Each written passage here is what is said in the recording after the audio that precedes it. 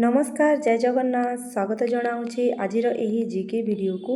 आज आम आलोचना करवा जीकेर किछि महत्वपूर्ण प्रश्न और उत्तर। वीडियो को शेष पर्यंत देखंतु किछि ना किछि शिखिबाकू निश्चित भाव में मिलिबो। चलंतु ताहेले आजिर प्रश्न गुडी को आलोचना करवा। आजिर प्रथम प्रश्न, प्रतिदिन कौन खाइले फुसफुस सुस्थ रही थाए? ए महू, बी घी, सी अंडा, डी लेंबू। सांग माने आपण माननकु 5 सेकेंड समय दिया जिवो। जदि उत्तर जानी छंती ताहले कमेंट बॉक्स रे लिखि जणाइबे।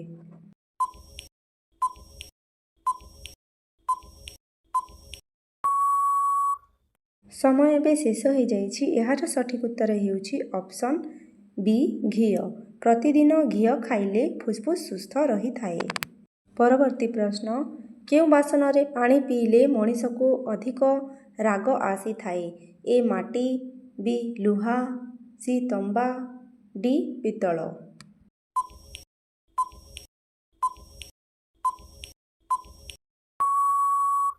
एहार सठिक उत्तर हेउछि ऑप्शन डी पितल।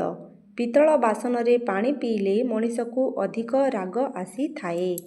परवर्ती प्रश्न, मनीष गोटे दिन रे केते समय शोइले सुस्थ रही थाए?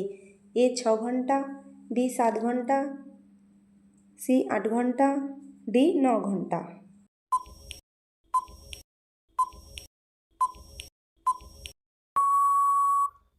एहार सठिक उत्तर हेउछि ऑप्शन बी 7 घंटा।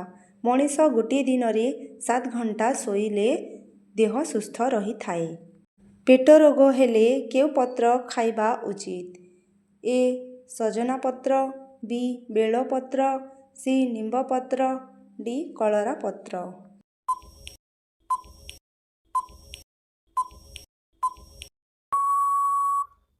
एहार सठिक उत्तर हेउछि ऑप्शन बी बेल पत्र। पेट रोग हेले बेल पत्र खाइबा उचित अटे। परवर्ती प्रश्न, नियमित अला खाइबा द्वारा केउ रोग दूर होई थाए? ए कोष्ठकाठिन्य, बी हईजा, सी चुटी झड़ीबा, डी सुगर।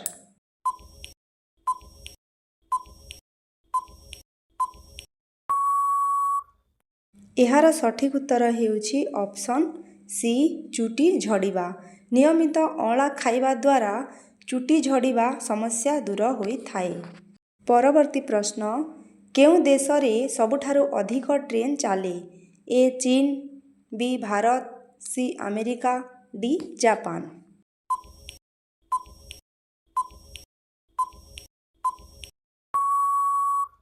एहार सठिक उत्तर हेउछि ऑप्शन सी अमेरिका। अमेरिका देश रे सबुठारु अधिक ट्रेन चली थाए।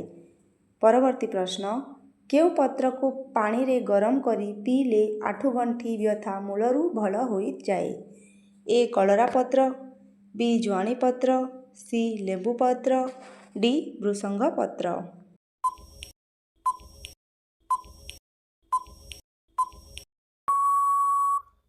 एहार सठिक उत्तर हेउछि ऑप्शन डी भृसंग पत्र।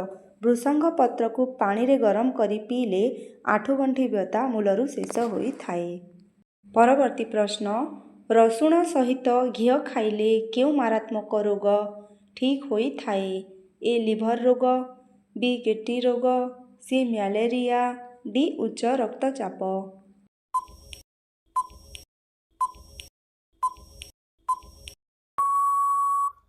एहार सठिक उत्तर हेउछि ऑप्शन डी उच्च रक्तचाप।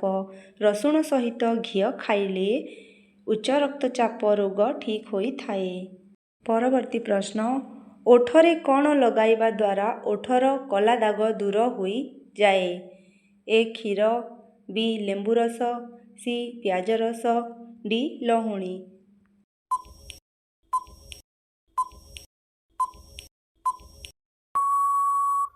एहार सठिक उत्तर हेउछि ऑप्शन ए क्षीर। ओठरे क्षीर लगाइबा द्वारा ओठर कला दाग दूर होई थाए। परवर्ती प्रश्न, केउ जीव पानी रे रुहे किंतु पानी पिए नाही? ए साप, बी बेंग, सी माछ, डी कइंछ।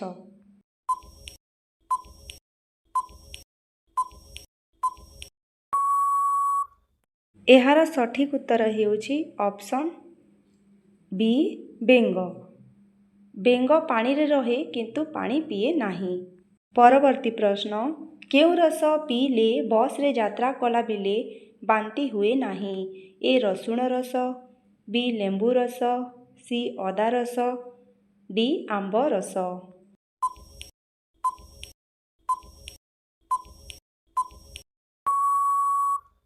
ଏହାର ସଠିକ୍ ଉତ୍ତର ହେଉଛି ଅପସନ୍ ସି ଅଦା ରସ। ଅଦା ରସ ପିଇଲେ ବସ୍ରେ ଯାତ୍ରା କଲାବେଳେ ବାନ୍ତି ହୁଏ ନାହିଁ। ପରବର୍ତ୍ତୀ ପ୍ରଶ୍ନ, କମ୍ ପାଣି ପିଇବା ଦ୍ୱାରା କେଉଁ ମାରାତ୍ମକ ରୋଗ ହୋଇଥାଏ? ଏ କିଡନୀ ସମସ୍ୟା, ବି ଆଖି ସମସ୍ୟା, ସି ମସ୍ତିଷ୍କ ରୋଗ, ଡି ଏହି ତିନୋଟି ଯାକ।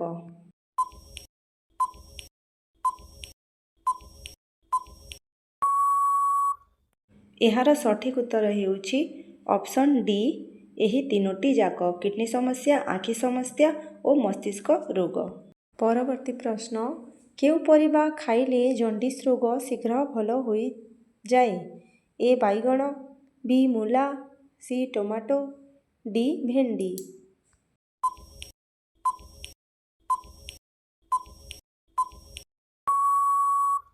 ଏହାର ସଠିକ୍ ଉତ୍ତର ହେଉଛି ଅପସନ୍ ବି ମୂଳା। ମୂଳା ଖାଇଲେ ଜଣ୍ଡିସ୍ ରୋଗ ଶୀଘ୍ର ଭଲ ହୋଇଥାଏ।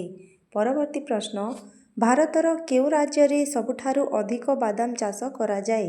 ଏ ବିହାର, ବି ଗୁଜରାଟ, ସି ଆସାମ, ଡି ଛତିଶଗଡ଼।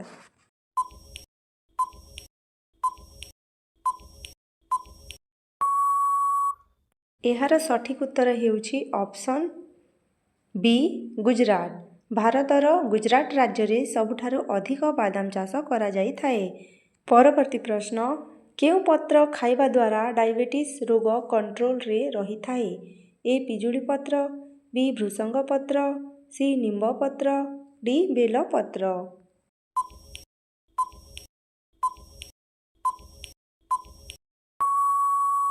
ଏହାର ସଠିକ୍ ଉତ୍ତର ହେଉଛି ଅପସନ୍ ବି ଭୃଷଙ୍ଗ ପତ୍ର। ଭୃଷଙ୍ଗ ପତ୍ର ଖାଇବା ଦ୍ୱାରା ଡାଇବେଟିସ୍ ରୋଗ କଣ୍ଟ୍ରୋଲରେ ରହିଥାଏ। ପରବର୍ତ୍ତୀ ପ୍ରଶ୍ନ, ପାଦରେ କ'ଣ ଲଗାଇଲେ ପାଣିଖିଆ ବା ବାଲିଖିଆ ଶୀଘ୍ର ଭଲ ହୋଇଥାଏ? ଏ ନିମ୍ବପତ୍ର, ବି ଖଇର ଗୁଣ୍ଡ, ସି ଲବଙ୍ଗ ତେଲ, ଡି ମେଥି ଗୁଣ୍ଡ।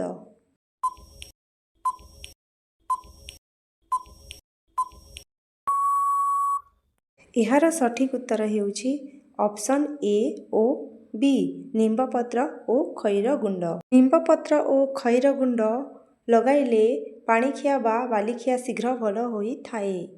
ପରବର୍ତ୍ତୀ ପ୍ରଶ୍ନ, କେଉଁ ଫଳ ଖାଇଲେ ଶରୀର ସୁସ୍ଥ ରହିଥାଏ? ଏ ସପୁରୀ, ବି ଆମ୍ବ, ସି କମଳା, ଡି ସେଓ।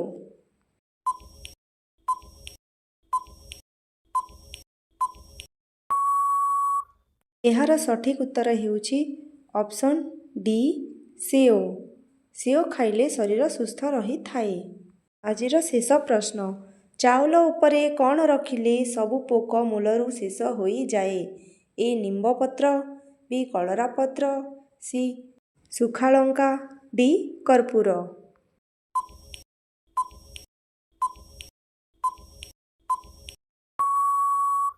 ଏହାର ସଠିକ୍ ଉତ୍ତର ଜାଣିବା ପୂର୍ବରୁ ଯେଉଁମାନେ ଚ୍ୟାନେଲକୁ ନୂଆ ଆସିଛନ୍ତି ସବସ୍କ୍ରାଇବ୍ କରିଦିଅନ୍ତୁ ଓ ଭିଡ଼ିଓକୁ ଗୋଟିଏ ଛୋଟ ଲାଇକ୍ କରନ୍ତୁ। ଏହାର ସଠିକ୍ ଉତ୍ତର ହେଉଛି ଅପସନ୍ ଡି କର୍ପୂର।